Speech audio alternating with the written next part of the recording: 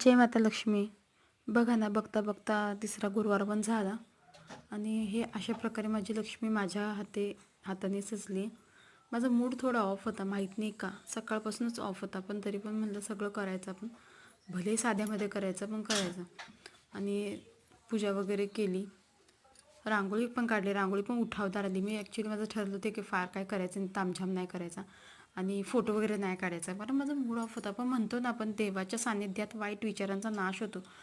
मी जसं करायला सुरुवात केली ना, हळूहळू माझ्या मनातले ते सॅडनेस निघून गेली. आणि साधं म्हणता म्हणता म्हणता लक्ष्मी इतकी छान, इतकी सुंदर सजली ना माझ्याकडून. आणि रांगोळी पण साधी काढली, पण इतकी उठावदार की मला फोटो काढण्यापासून माझं मन मी आवरूच शकले नाही.